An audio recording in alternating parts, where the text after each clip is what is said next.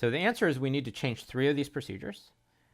We need to change crawl web, we need to change add to index, and we need to change lookup. We don't need to change get all links at all. That we can keep exactly the same as it was. It just returns the list of links. It doesn't depend on the index. We don't need to change add page to index. This is a little more surprising since it depends on the index, but because of the way we wrote add page to index, it calls add to index. So it doesn't depend how we actually represent the index. It's going to go through all the words, add them to the index by calling add to index. So we don't actually need to change that code. We do need to change the other 2.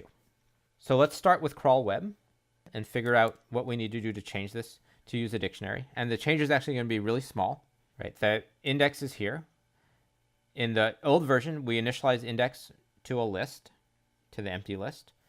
And all we do with index is pass it in to add page to index.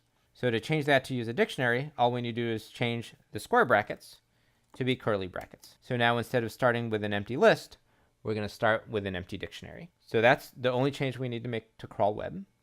The change to add index is going to be a little more complicated. And we can see from the code to crawl web, what happens with each page was that we call add to index, passing in the index, which is now a dictionary. Let's look at add page to index. I claimed that we didn't need to change that. Here's the code for add page to index. And it takes the index, it goes through the words, it adds each word to the index. We can do this just the same whether index was a list or a dictionary. We don't need to change add page to index. We are going to need to change add to index. So we are going to need to change the code to add to index. And let's try to figure out how. So before we had add to index that takes an index, a keyword, and a URL. We'll still take the same parameters. But what we had to do when it was a list was go through all the entries in the index, check for each one if it matches the keyword we're looking for. If we find that it does, then we add the URL. If we get to the end without finding it, then we append a new entry, which is the keyword, with a list of URLs containing just the first URL. So let's figure out how to change this to work with the hash table index. So the great thing about the hash table is we don't need to loop through anything now.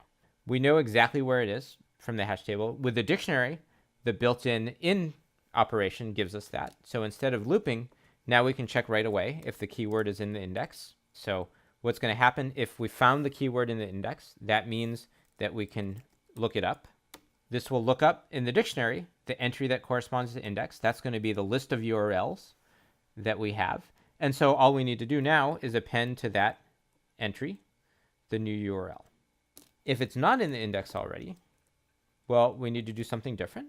What we did before was we added a new element to the index list using append. We don't want to do that now. We want to add a new key value pair to the dictionary. So we're going to do that by using the assignment. And the entry that we're adding is the list containing just this URL. So we can delete everything else here, add the new entry to the keyword. So this is a lot simpler. We have less code, and it's going to run a lot faster. We don't have to loop through anything. Because of the hash table, we can right away look up whether the keyword is in the index.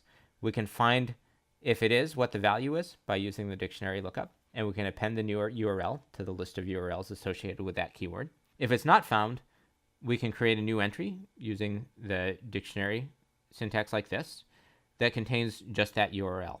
So now we've got a much simpler way to add to index. I hope you understand this.